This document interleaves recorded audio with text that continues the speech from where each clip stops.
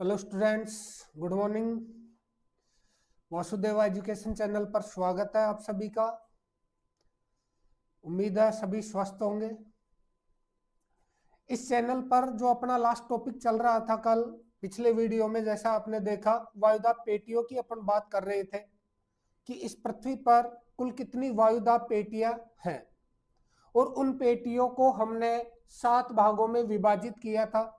7 वायुदाब पेटियां थी, उनमें एक आती है आपके विषुवत रेखीय निम्न दाब पेटी, 2 है उपोषण उच्च दाब पेटी, 2 है उपध्रुवीय निम्न दाब पेटी, उपध्रुवीय निम्न दाब पेटी, और 2 जो है वो बनती है ध्रुवीय उच्च दाब पेटी। ध्रुवीय उच्च दाब पेटी ये 4 नंबर, ये 5 नंबर, ये 6 नंबर और ये 7 नंबर। ये जो वायुदाब पेटियां हैं, इनका अक्षांशीय विस्तार भी उसमें आ गया था कि ये 5 डिग्री उत्तर से 5 डिग्री दक्षिण के बीच में है, ये 30 डिग्री से 35 डिग्री के बीच में है, ये 60 से 65 डिग्री अक्षांशों के बीच है, और ये 85 से 90 डिग्री अक्षांशों के। तो इस प्रकार से दोनों गोलार्धों में ये वायुदाब पेटियां थी। इसी टॉपिक को और आगे बढ़ाते हुए आज आगे बात करते हैं, ये जो वायुदाब पेटियां हैं, क्या ये साल भर अपनी इसी स्थिति में रहती है, यानी इनका जो ये विस्तार है ये स्थायी है? तो ऐसा बिल्कुल भी नहीं है।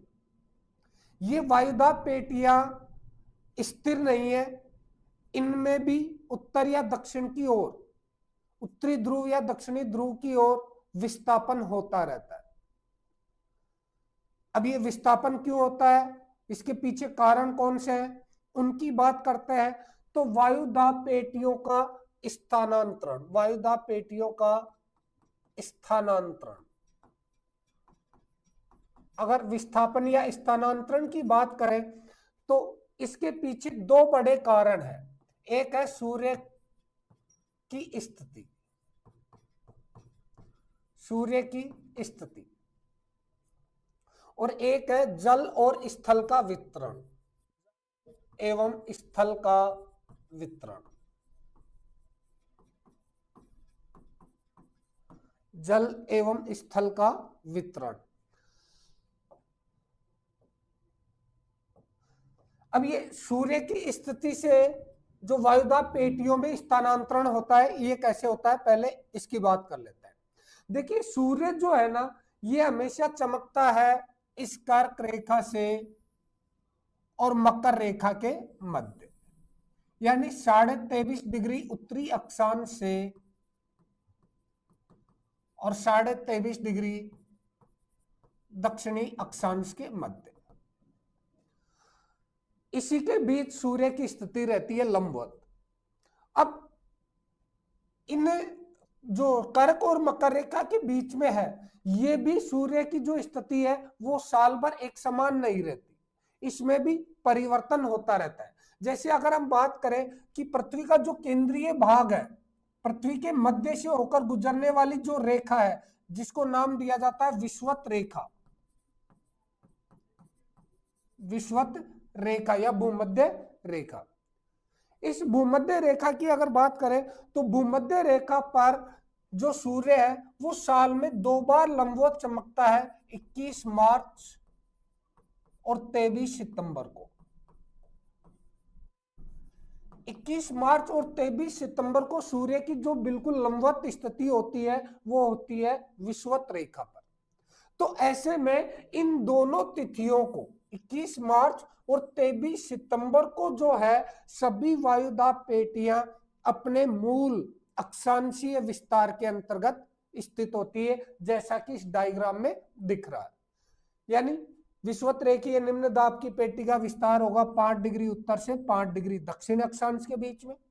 उपोषण उच्च दाब की पेटी का विस्तार होगा 30 डिग्री उत्तर से 35 डिग्री उत्तरी और दक्षिणी अक्षांश के बीच में। जो उपध्रुवीय निम्न दाब पेटी है, इसका विस्तार होगा 60 से 65 डिग्री अक्षांशों के बीच में, दोनों गोलार्धों में। और ध्रुवीय जो पेटी है ये 85 से 90 डिग्री अक्षांश के बीच में रहती है।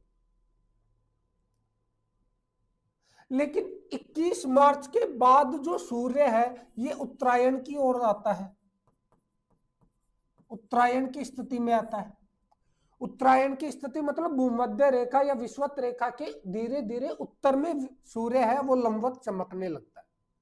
जब सूर्य उत्तर की ओर विस्थापित हो रहा है तो सूर्य की जो सीधी लंबवत किरणें हैं वो भी उत्तरी गोलार्ध में गिरेंगी, और जब उत्तरी गोलार्ध में लंबवत किरणें गिरेंगी तापमान वहां पर ज्यादा होगा, और तापमान ज्यादा होगा तो वहां से वायु गर्म और हल्की होकर ऊपर उठेगी।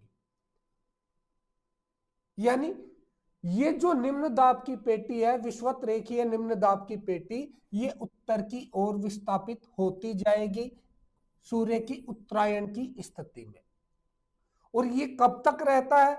तो जब सूर्य 21 मार्च के बाद उत्तरायण की स्थिति में आता है तो 21 जून को सूर्य है वो सीधा लंबवत चमकता है इस कर्क रेखा पर, कर्क रेखा पर।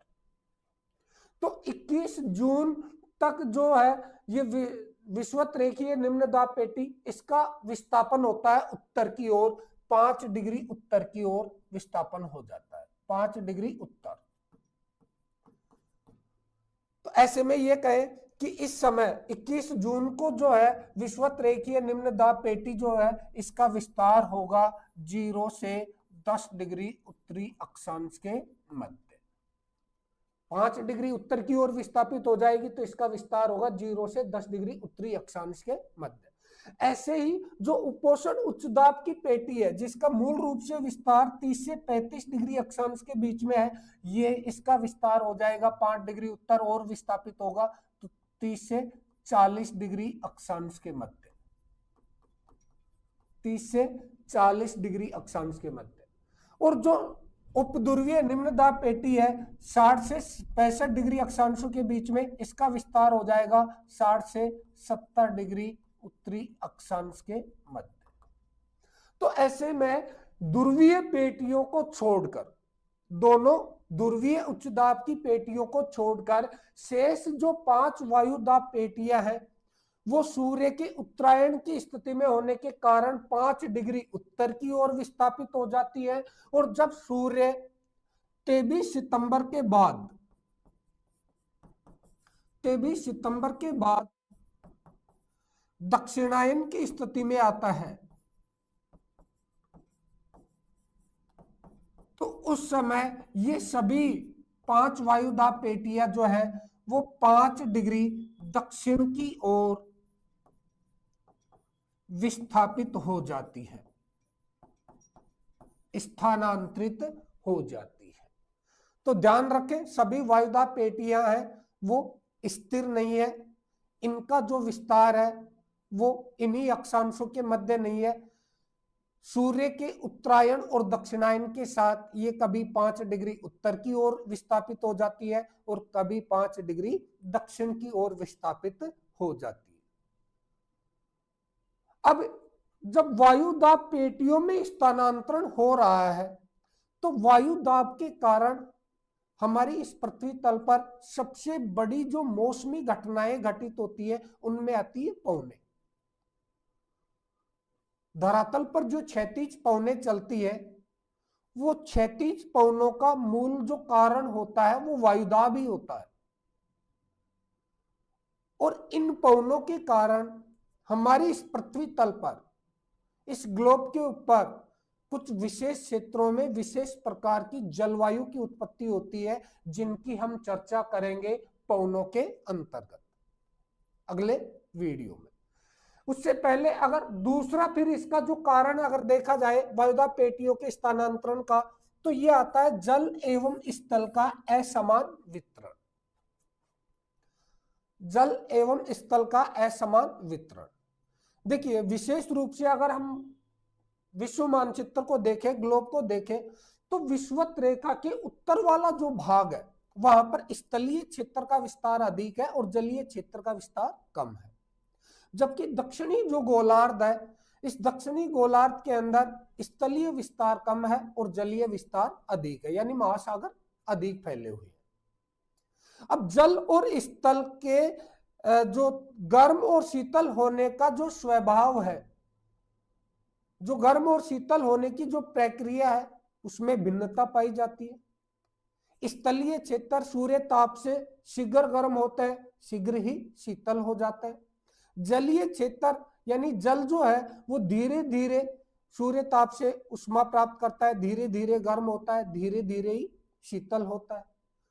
तो इसके कारण ये जो वायुदाब पेटियां है, ये अक्षांशों के समानांतर नहीं होती, बिल्कुल सीधी रेखा में नहीं होती है। जैसा कि इस डायग्राम में सीधी रेखा में दिख रही है, ऐसी रेखा में नहीं होती है। जब बात करें उत्तरी गोलार्ध की, तो उत्तरी गोलार्ध में मान लो ग्रीष्म ऋतु है, ग्रीष्म ऋतु है यानी सूर्य जो है वो उत्तरायण की स्थिति में है। उत्तरी गोलार्ध में ग्रीष्म ऋतु है या सूर्य उत्तरायण की स्थिति में है। तो ऐसे में वहां पर सभी वायुदाब पेटियां जो है ना, वो स्थलीय क्षेत्रों में,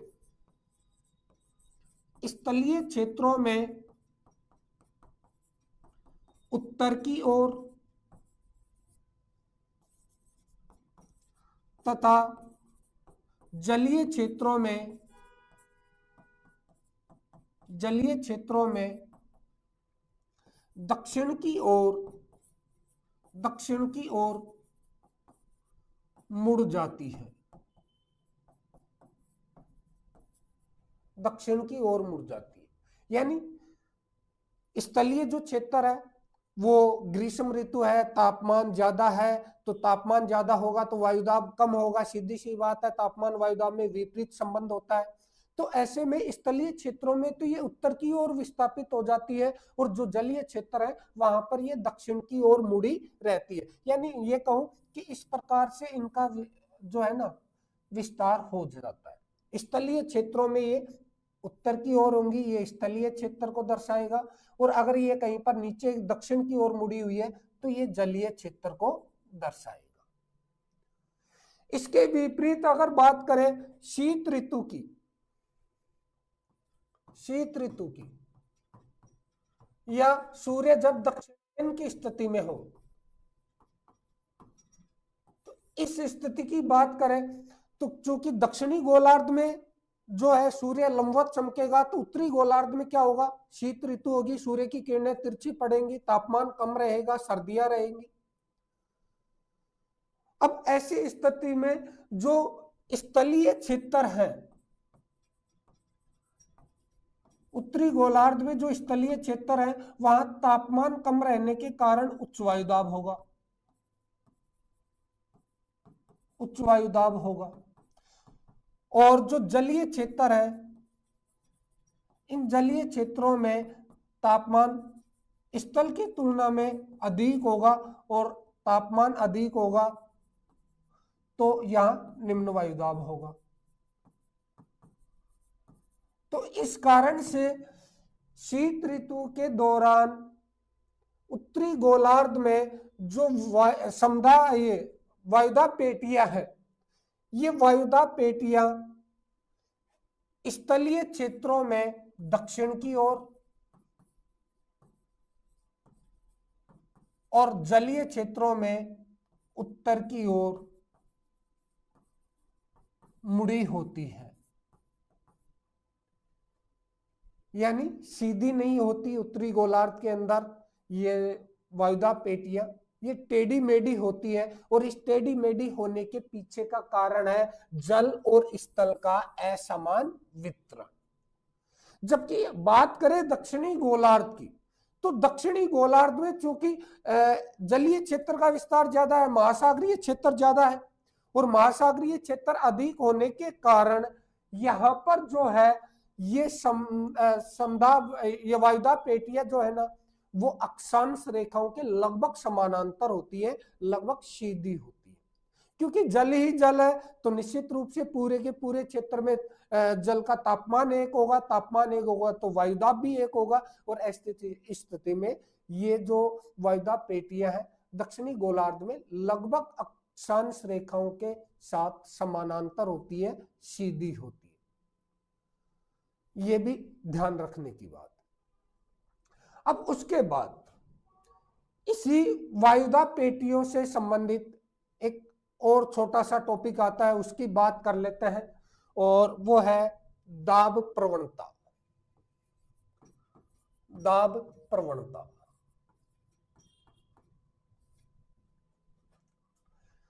नाम सुना होगा कभी, दाब प्रवणता।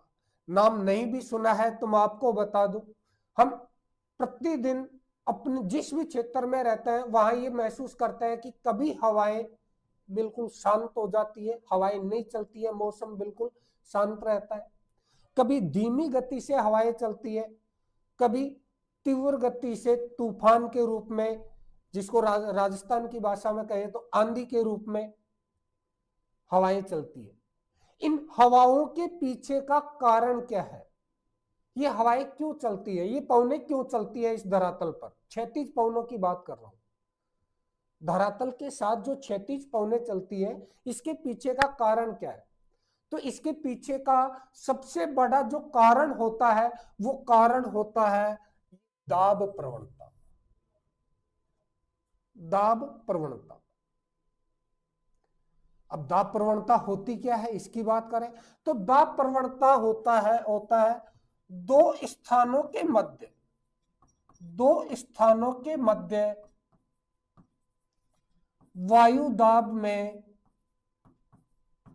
दो स्थानों के मध्य वायु दाब में भिन्नता। दो स्थानों के मध्य वायु दाब में जो भिन्नता होती है, जो अंतर पाया जाता है, उसी अंतर को, उसी भिन्नता को नाम दिया जाता है दाब प्रवणता। इसी दाब प्रवणता को बैरोमीट्रिक ढाल भी कहा जाता है। बैरोमीट्रिक ढाल। इस बैरोमीट्रिक ढाल के अंतर्गत होता क्या है कि किसी भी क्षेत्र के दो स्थान हैं, उन दो स्थानों में से एक स्थान पर उच्च दाब है, हाई प्रेशर है, दूसरे किसी स्थान पर निम्न दाब है, लो प्रेशर है। तो उच्च दाब से निम्न दाब की ओर जो है ना, वो क्षैतिज पवनें चलती है, क्षैतिज पवनें चलती है। तो धरातल के साथ जो हवाएं चलती है, क्षैतिज पवनें चलती है, उन क्षैतिज पवनों के बीच का जो मूल कारण है वो होता है दाब प्रवणता। अगर ये दाब प्रवणता दोनों स्थानों के बीच में कम है, एक तरफ मान लो कि इस स्थान पर जो है उच्च दाब जो पाया जाता है, तो यहां पर वायुदाब अगर देखें तो मान लो 1010 मिलीबार है, 1010 मिलीबार। दूसरी तरफ ये निम्न दाब का केंद्र है, लो प्रेशर वाला क्षेत्र है, इस लो प्रेशर वाले क्षेत्र में मान लो कि वायुदाब है 1006 मिलीबार है। दोनों स्थानों के बीच में वायुदाब में भिन्नता है 4 मिलीबार की, 4 मिलीबार की। तो ऐसे में इस उच्च वायुदाब से इस निम्न वायुदाब की ओर वायु का प्रवाह होगा, जिससे यहां पर पवनें चलने लगेंगी। वायु का प्रवाह होगा जिससे यहां पवनें चलेंगी। लेकिन चूंकि दोनों स्थानों के बीच वायुदाब में भिन्नता कितनी है, मात्र 4 एमबी है, तो 4 एमबी है, तो ऐसे में यहां पर जो पवनें चलेंगी वो पवनें धीमी गति से चलेंगी, धीमी गति से। इसके विपरीत अगर इन्हीं दो स्थानों पर मान लो इधर 110 एमबी वायुदाब है, इधर अगर हम देखें कि 985 एमबी वायुदाब है, तो दोनों स्थानों के बीच में वायुदाब की भिन्नता 25 मिलीबार हो गई, और 25 मिलीबार है, तो ऐसे में जो दाब प्रवणता अधिक होगी, बैरोमीट्रिक ढाल अधिक होगा, और बैरोमीट्रिक ढाल जितना अधिक होगा, इस निम्न दाब की ओर जो पवनें चलेंगी उनकी गति उतनी ही अधिक होगी। यानी ये कहूं कि तीव्र गति से पौने चलेंगी, पौने चलेंगी। तो जब भी हम अपने आसपास में देखते हैं कि कभी पौने धीमी गति से चल रही हो, कभी तीव्र गति से चल रही है, तो इस धीमी और तीव्र गति के पीछे का जो कारण होता है वो होता है दाब प्रवणता। दाब प्रवणता जितनी अधिक होगी, बैरोमीट्रिक ढाल जितना अधिक होगा, पौने उतनी ही तीव्र गति से चलेंगी, और दाब प्रवणता जितनी कम होगी, बैरोमीट्रिक ढाल जितना कम होगा, पौने उतनी ही धीमी गति से चलती है। और कभी कभी अपने चारों तरफ वाले बड़े क्षेत्र के अंदर वायु बिल्कुल शांत हो जाती है, पौने बिल्कुल नहीं चलती, पेड़ों के पत्ते तक नहीं हिलते। तो समझो कि इस पूरे के पूरे बड़े क्षेत्र में एक समान वायुदाब की स्थिति है, और बड़े क्षेत्र में एक समान वायुदाब होता है तो क्षैतिज रूप से पौने नहीं चल पाती। तो यह है दाब प्रवणता, जो बहुत ही इंपॉर्टेंट बिंदु है। अब इस दाब प्रवणता की और अगर बात करें तो दाब प्रवणता किस क्षेत्र में अधिक है, किस क्षेत्र में कम है, इसकी जानकारी मानचित्र में कैसे मिले? जो मौसम मानचित्र बनाए जाते हैं, उन मौसम मानचित्रों में हमें कैसे जानकारी मिले कि यहाँ पर दाब प्रवणता अधिक है, या किसी क्षेत्र में वायुदाब अधिक पाया जाता है और किसी क्षेत्र में वायुदाब कम होता है, तो इसकी जानकारी कैसे मिले? तो इसके लिए भी सीधी सी एक बात है कि जिस क्षेत्र में जो समदाब रेखाएं हैं, ये समदाब रेखाएं अगर पास पास होती है, समदाब रेखाएं एक दूसरे के पास पास होती है, तो ये उच्च दाब को दर्शाएंगी। उच्च दाब, समदाब रेखा पास पास।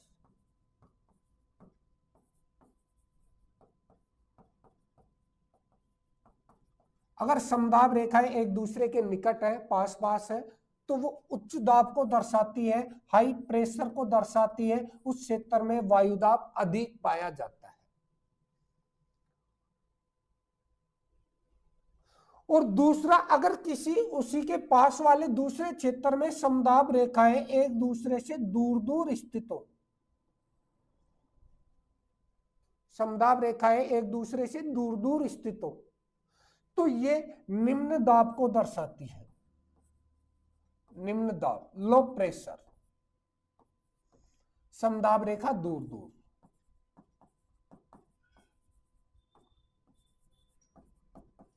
एक दूसरे से जितनी दूर होंगी वहां पर वायुदाब उतना ही कम होगा। तो ये भी ध्यान रखने की बात है कि अगर मौसम मानचित्रों में समदाब रेखाएं पास पास होती है तो उच्च वायुदाब को दर्शाती है, और अगर ये दूर दूर है तो ये निम्न वायुदाब को, लो प्रेशर को दर्शाती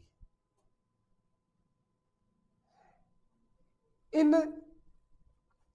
समदाब रेखाओं के अंतर्गत ये उच्च वायुदाब वाली स्थिति बन गई, ये निम्न दाब वाली स्थिति बन गई, पौने चलती है उच्च वायुदाब से निम्न वायुदाब की ओर। लेकिन एक बात का और भी ध्यान रखना कि जितनी भी पौने चलती हैं, ये इन समदाब रेखाओं के समकोण पर चलती है। पौने चलेंगी समदाब रेखाओं के समकोण पर। अगर हम इसको इस डायग्राम से देखना चाहें, जैसे ये डायग्राम अपना, इसमें ये एक वायुदाब पेटी है, उपोषण उच्च दाब पेटी, उपोषण उच्च दाब पेटी। ये यहां पर उप ध्रुवीय निम्न दाब पेटी, निम्न दाब पेटी। तो यहां पर जो पौने चलेंगी, धरातल पर क्षैतिज पौने चलेंगी, वो उपोषण उच्च दाब से उप ध्रुवीय निम्न दाब की ओर चलेंगी, यानी उच्च दाब पेटी से निम्न दाब पेटी की ओर चलेंगी, और ये इन समदाब रेखाओं के समकोण पर चलेंगी, ऐसे चलेंगी, इस प्रकार से चलती है। इसी उपोषण उच्च दाब से इस विषुवत रेखीय निम्न दाब की ओर भी पौने समकोण पर चलेंगे।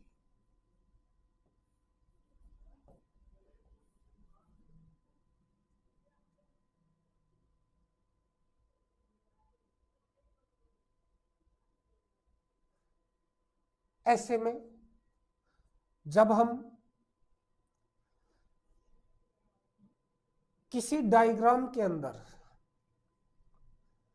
पौनों की बात करते हैं तो उन पौनों में कुछ पौने हमारी पृथ्वी पर ऐसी है जो साल भर एक सीधी दिशा के अंदर चलती है, साल भर स्थायी रूप से एक ही क्षेत्र में चलती है, उनकी दिशा निश्चित होती है, लेकिन उनमें से किसी भी पवन की दिशा ऐसे समकोण पर नहीं होती। तो फिर उसके पीछे का कारण क्या है? पौने तो चलनी चाहिए उच्च दाब से निम्न दाब की ओर और समदाब रेखाओं के समकोण पर चलनी चाहिए, लेकिन जब भी डायग्राम में देखते हैं तो कुछ स्थायी पवने जिनकी अगर बात करूं, नाम अगर बात करें, व्यापारिक पवन है, पछुआ पवन है,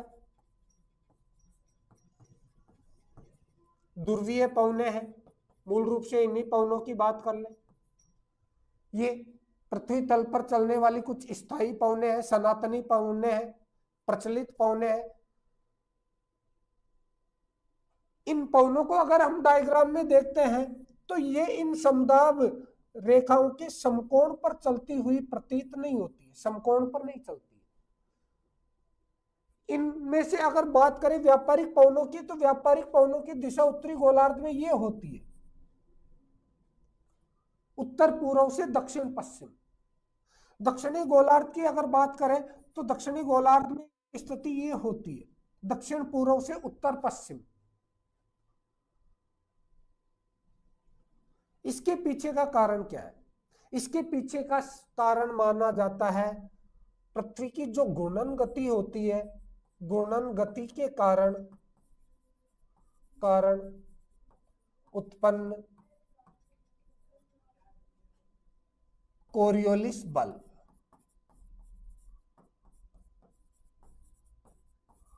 कोरियोलिस बल, और इस कोरियोलिस बल को समझाने के लिए दिया था फेरल ने अपना नियम, जिसे नाम दिया जाता है फेरल का नियम। इस फेरल के नियमानुसार या कोरियोलिस बल के कारण ये पवने समकोण पर नहीं चल पाती है समदाब रेखाओं के, या तो ये अपने दाईं ओर मुड़ जाती है या अपने बाईं ओर मुड़ जाती है, और ऐसे में ये समकोण पर न होकर इनकी स्थिति ये वाली बनती है, उत्तर पूर्व से दक्षिण पश्चिम, दक्षिण पूर्व से उत्तर पश्चिम।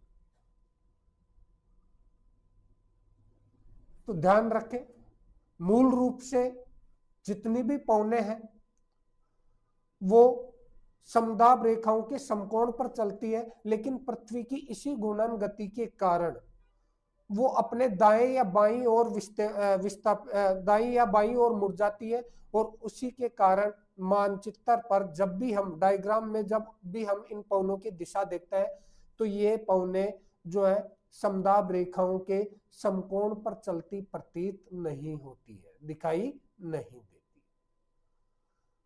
अब हमारी इस पृथ्वी तल पर पवने कौन कौन सी चलती है, उन पवनों को कितने भागों में विभाजित किया जाता है, उन पवनों की स्थिति जो स्थायी या जो प्रचलित पवने हैं, सनातनी पवने हैं, उनकी स्थिति इस पृथ्वी तल पर क्या है, इन सब की चर्चा करेंगे अगले वीडियो में।